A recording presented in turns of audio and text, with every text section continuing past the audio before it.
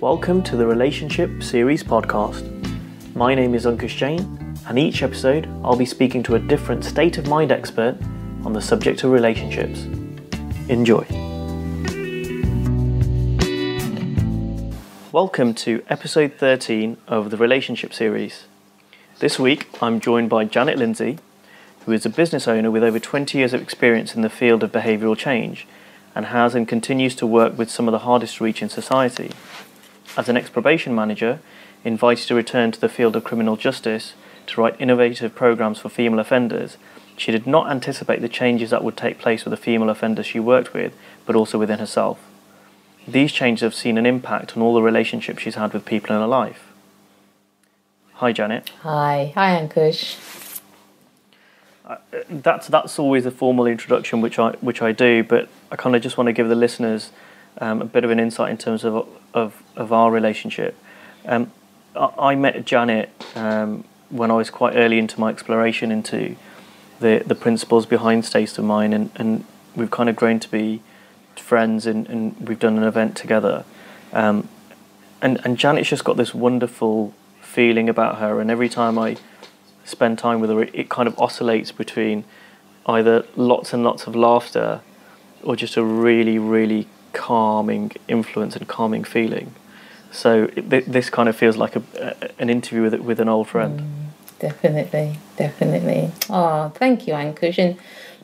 And I have to say that the feeling is mutual. I do love everybody when I meet them. However, Ankush has a special feeling about him, and that's what attracts me to him and resonates so deeply. So thank you for being my friend, and thank you for asking me to be on this series. Thanks very much.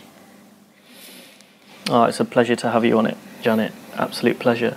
So really, just to kind of kick off on relationships, I mean, you've got an interesting background, and the series covers a whole range of relationships, but I'm really curious as to what your relationship has been like, from being a probation officer with I guess criminals really, and how that's changed now, and your relationship with these women offenders. Yeah, it's been a fascinating journey, Ankush, because I suppose as a probation officer, I came into the field because I was just really curious. Why do people do the things they do? Why would a person commit an offence? And how could I help them to not do that again? Just really curious about why and how I could help. And I suppose as an officer and as a practitioner, we're trained in certain techniques, which are cognitive behavioural therapy techniques, coaching and counselling techniques, every, I suppose, well-recognised and tested approach regarding behavioural change. But some of the standards that they also give us, or the guidelines, are that we're not supposed to get close to the offenders, we're not supposed to, there's always barriers in our relationships with offenders. And even the terminology that we used to call them clients, and towards the end of my time within the service, we called them offenders, and we still do call them offenders. So much for labelling theory and not trying to label people. But anyway, so with that said, I was a practitioner, they were an offender, and it's as if we all knew our roles and what we were playing. And from my perspective, I was the professional, I was here to help that other person. And there were certain offenders at that time, so for example, offenders that were convicted or found guilty of sexual offences against children or against women. I had lots of negative thinking around that, to the extent that I would say to my line managers at the time, do not give me a sex offender, because I cannot guarantee that I will be neutral, that I will be fair and treat that person with respect. That's how strongly I felt about certain offences that people did. And because I had that professional distance, it never seemed to affect me. I never really got involved or engaged with the offenders' lives. So rolling on 10 years later, I left the service in 2000, 13. I came across the principles in 2010 and started working with female offenders in 2011, and the change was like night and day. When I started working with female offenders in 2011, what I saw immediately with someone who looked like me, it was like there but for the grace of God that I wasn't sitting on the other side of the table. And in fact, we didn't even have a table those days. We just sat in a circle, because in my eyes, we were all the same. The person that's sitting across the circle from me is exactly the same as me at that very formless, very basic level. And if I'm looking at a reflection of myself in that other person, then all I've got is love for that person.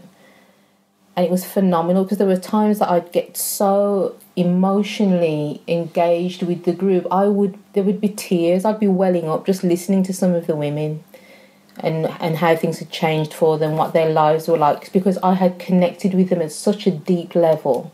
It felt beyond work. This was about talking to a fellow human being, a fellow person who, I say, was in need of guidance, because it wasn't help, because if that person is exactly the same as me, then it's not about helping them, it's just pointing them in a new direction, pointing them towards their health. And so I suppose what I realised, the importance of the health and well-being of the practitioner, in me being as helpful, useful, of value as possible. It was about me and my state of mind with whoever I'm working with, whether it's with a chief exec or whether it's with an offender. It's recognising that we're all the same, and that connecting at that deep level was the most important thing before even opening my mouth.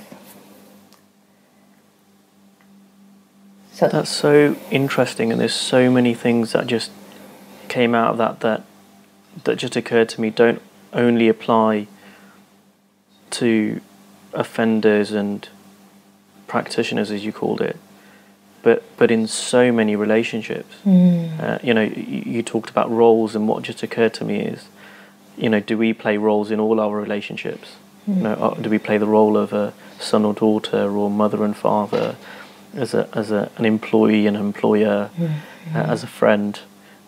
And it just occurred to me how we just tend to kind of go into those roles. And what I loved as well, when you talked about how you saw we were all the same, and then talked about the health of the practitioner, I just thought, do you see that applying again in all relationships, as in all the roles that we are in, all the relationships, actually how our own mental health is, that is one of the biggest things that impacts our relationship and connection with that person. Yeah, absolutely, Ankush. It's about seeing that person. That person is just a reflection of me, and in line with the principles of thought, mind and consciousness, if a person is only ever doing the best they can with the thinking they have in the moment, if that person's upset, it's for me to understand and recognise, wow, they're taking their thinking seriously in the moment. That's as good as it gets for them or for me at that time, and it will pass.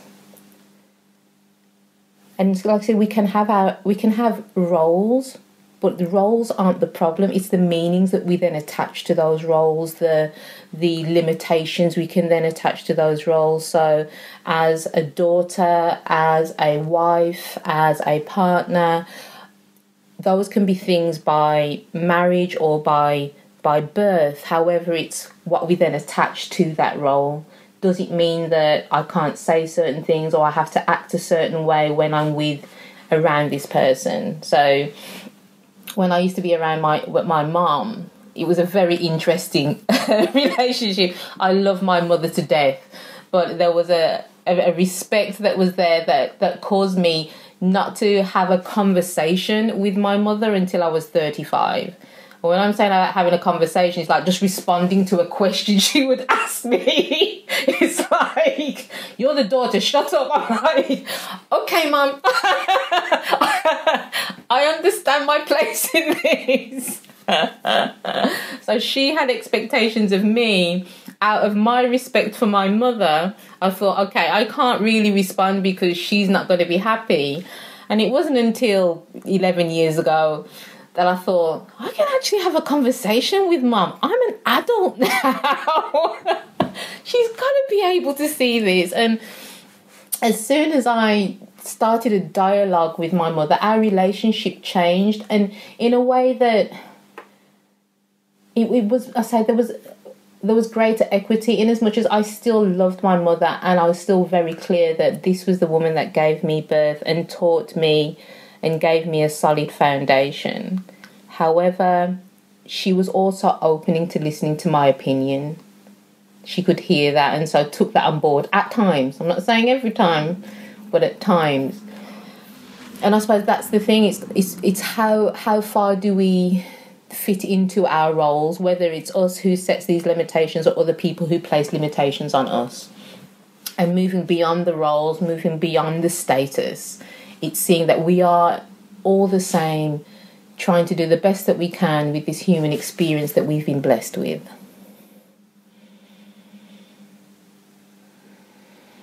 That's so it's so intriguing, because it's so different to what so much advice there is out there. And I guess, you know, a lot of the questions that I get, as I'm sure you do, is, that's great, but what do I do about it? Mm-hmm. Yeah.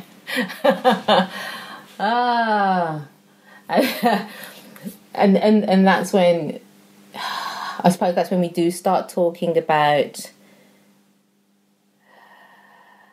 how an understanding of the principles enables us to understand and navigate this human experience easier. So understanding that our pain, our hurt, our confusion all originates from our thinking. When we understand that our thinking is energy in nature and that there isn't anything to do for that to pass. Once you see that for exactly what it is, the feeling that you have or you think you need to get rid of, the limitations that you think have been placed upon your life that you need to get rid of, there isn't anything to do. It's to recognise it for what it is, which is a thought that we've taken seriously and acted upon that thinking. Could you talk more about the thought-feeling connection and why they're related? Yeah, that's really interesting, because even as a probation officer, we used to have a triangle like an iceberg. So at the top of the triangle, the iceberg, you'd have the behaviour, and underneath at the 2 points you would have thought and feeling. Now, when I was trained in probation, when I was trained in probation, what we were told was that either a thought would come first or a feeling could come first. Either or, it didn't matter. They were both equal, which was fascinating to me, because I thought, so we are emotional creatures and we can just respond and react to our emotions. It wasn't until deepening my understanding of the principles and recognising that you can't have a feeling without a thought. It's impossible to feel happy when you're thinking crappy thoughts or negative thoughts. And so the way I now see, and when I speak to people about this, is that one, you can't have a feeling without a thought.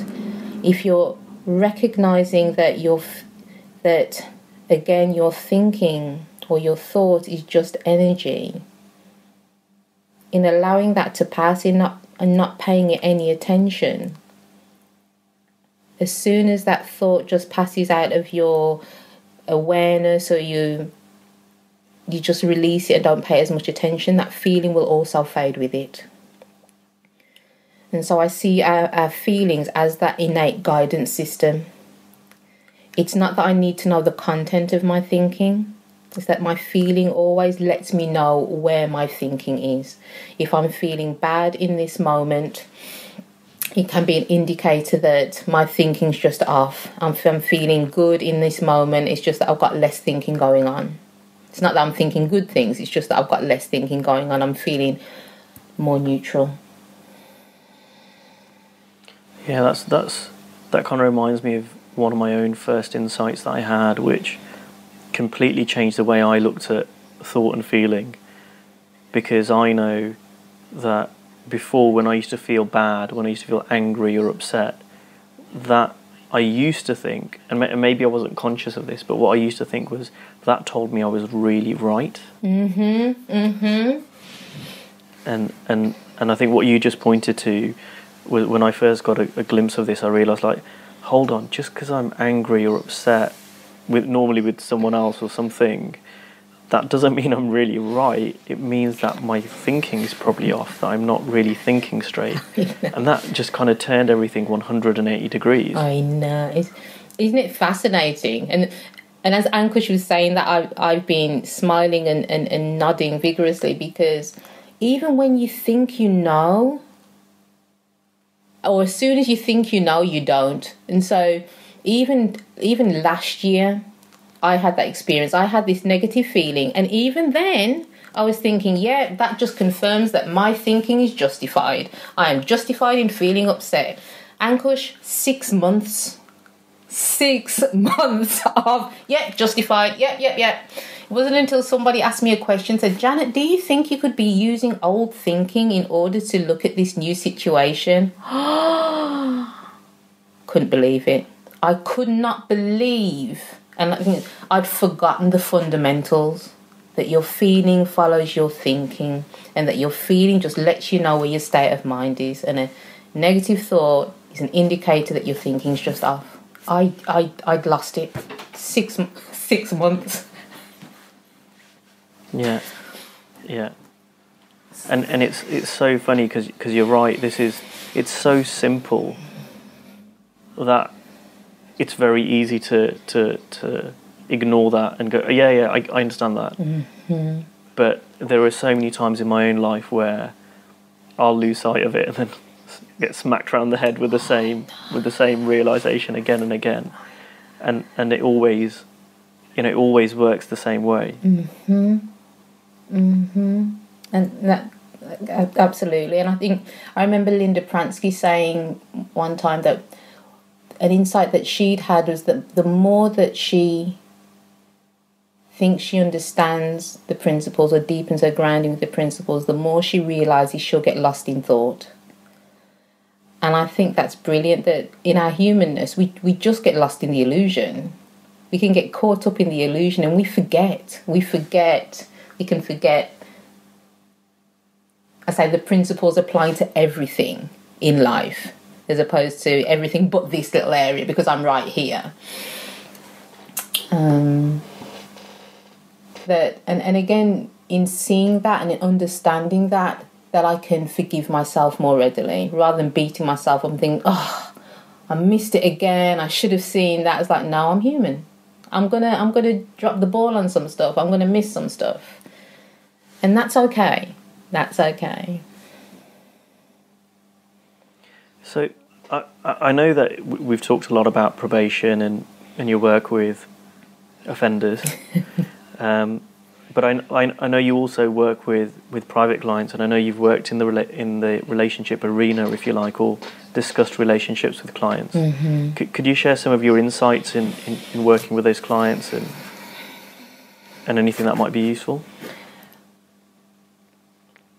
I think, and it's interesting and fascinating when you're saying, making a distinction between, I suppose, the different places where people work, because in essence we are all the same. There's the woman that has committed an offence of shoplifting for whatever reason to satisfy or to meet a need of insecurity or of worthlessness is the same person who's running a multi-million-pound company, because we all use the principles of thought, mind and consciousness in order to create our experience in the moment.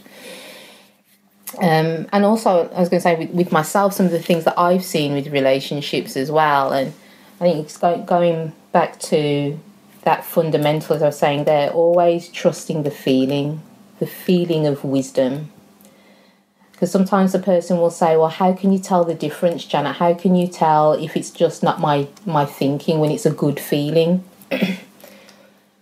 And I suppose my response to that is, when you're having a happy memory, that can generate a happy feeling, but you know, and you can see where that feeling's coming from. when you're absolutely in this moment at this time, not thinking about the past or not even looking into the future, there's a feeling that comes with that about being in the moment. There's a feeling of peace or calm or centeredness or clarity. There's a feeling that the quality of it feels different. And when it comes to relationships, and I think as you said earlier on in this conversation, it is about seeing a person fresh and new with new eyes and trusting that feeling in that moment. Whatever that feeling may be, is trusting and understanding that feeling. You know how we can say that there's a gut instinct or there's a gut feeling when something doesn't feel right or something feels absolutely right, and it's beyond all logic sometimes. And it's about recognising that and working from that place. I suppose the other thing that I see, again, is about separate realities. Because if a manager is saying that they're not getting on with their team or they're not connecting with their team, then why is that? And it's because we forget that we're all in our own separate reality, that we're all seeing the world differently, that we're processing what's going on in that moment differently. And so unless we're aware of it, we never see into each other's worlds. And I suppose then that always goes back to the first point about being in the moment. There's a connection that's there so that communication becomes more clear. Actually, what just came to me is like it's communication without fear, because there are times when we don't speak up because we're frightened of what the consequences may say, if we may hurt somebody or if somebody gets angry at us. But when you're in the moment, when there's clear open channels, then there's no fear of upsetting somebody, because where you're speaking from is from a place of clarity, is from a place of calm.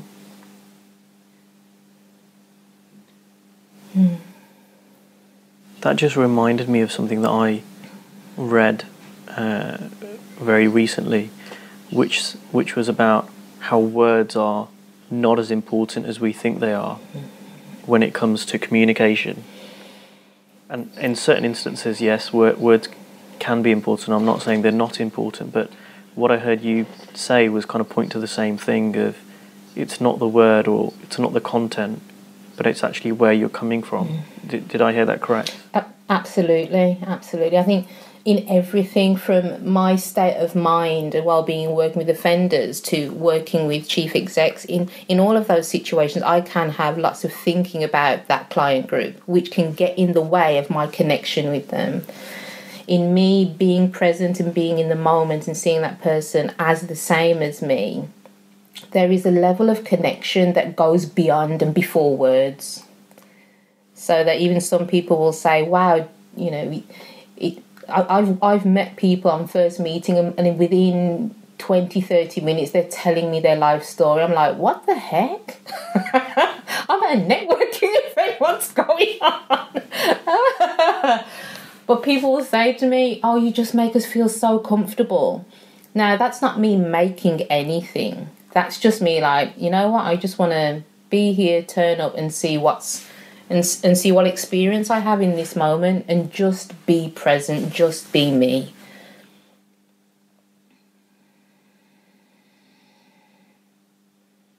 Yeah, and amazing things. I was saying to somebody just the other day, when you're still and in the moment, I think we said you hear beyond the words. You hear the feeling, you hear where that other person's coming from, so you can hear whether a person is in a good state of mind, or if they're thinking, if they've followed a path and they're just really confused in their thinking, because you can feel that in spite of what they're saying. Somebody may say, yeah, I feel good, I'm fine, but we've all had those situations where you think something's not quite right, something feels a little bit off. And that's what we're saying. You listen to that and connect to that, you will always know where that person is and then how to work with them, how to help them, how to serve them. So I'm just curious, you said that people say that you feel, or they feel very calm around you and they feel like they can tell you their life stories. Was that always the case?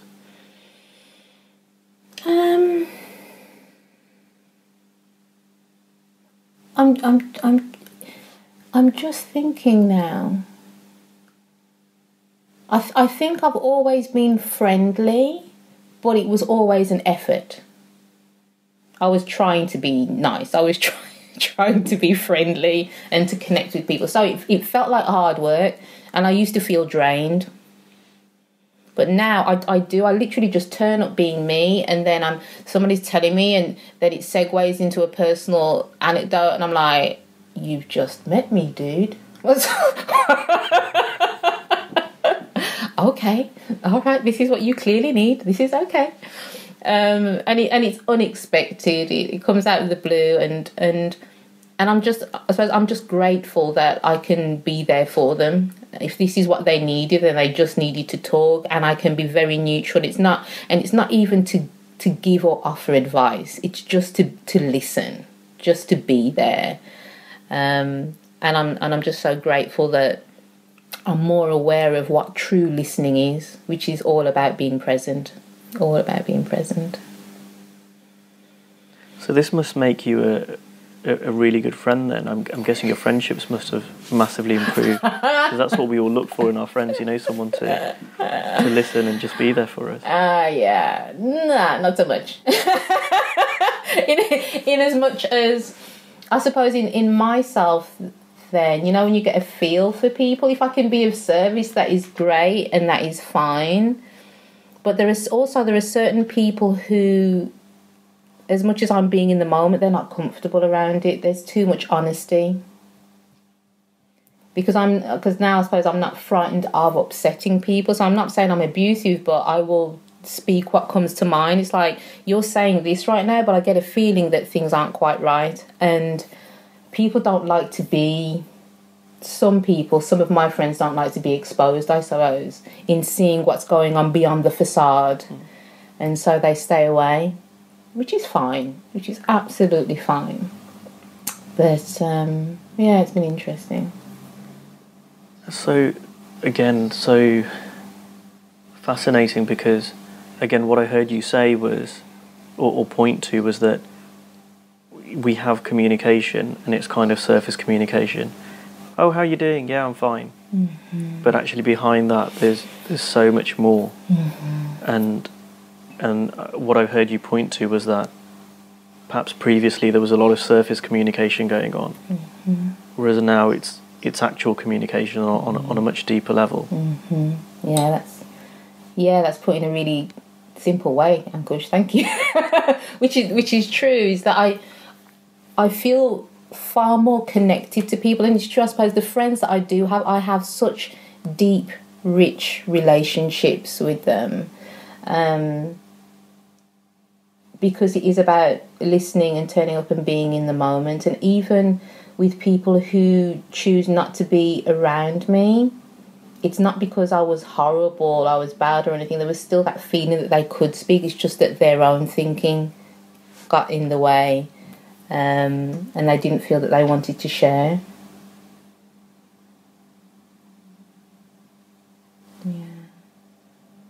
So it's really fascinating as I've started speaking to you. I think even just being real, just turning up as ourselves, can be frightening for people, when you can see beyond the illusion that they're trying to create, that they're trying to present to the outside world. When we see beyond that, it's uncomfortable for some people, because that's their security blanket, that's their sense of safety. Yeah, and I can relate to that. I know in the past I used to have a very warped thought, which was, if I actually show up as I am, if I say what I really think, and people don't like that, then I would feel that would hurt me in some way, and it felt safer to go by social norms or not really say what I really thought. Mm-hmm. But interestingly, changing that or tapping into what was already there, it has led to deeper connections, has led to more fulfilling relationships. Mm-hmm. And the thing that I was trying to do to protect myself was actually just not doing that at all. Mm-hmm. Yeah, it's true. The things we think that we can achieve by doing the things that we think will achieve that outcome. It's never the case, because we've already just made up a story in our head. If I acting this way, if I present in this way, then I'll get this result and this outcome. And it never is like that. It's as I said to you earlier about when you said that so simply and beautifully, it's just about keeping things simple. It's just recognise that this is who I am at this moment, and I accept myself, and I accept whoever that person is in front of me for who they are as well. And just connecting with that person on a deep level without judgment means that we can have a deeper, richer connection, relationship, conversation, meeting, whatever it may be. Well, thanks, Janet. I think that's a lovely place to end there. The time's absolutely flown by. If people want to connect with you, learn more about you, reach out to you, how might they best do that?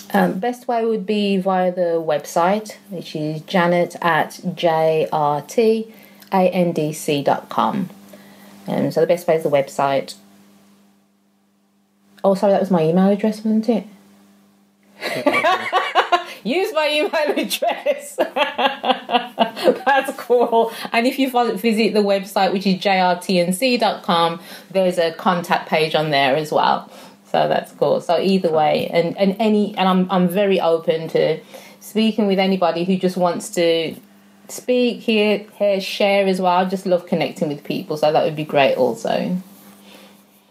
Fantastic. People can, as usual, get hold of me from my website, which is ankushjain.co.uk. Also on Facebook, which is facebook.com/AnkushJainLTD, or on Twitter, which is @AnkushKJain. Janet, it's been an absolute pleasure. Yeah, and me too. Thank you. Thanks, Ankush. Cheers. Until next time. Yeah. Bye. This was the Relationship Series podcast. If you like this episode, please share it and leave us your feedback online. Thanks for listening.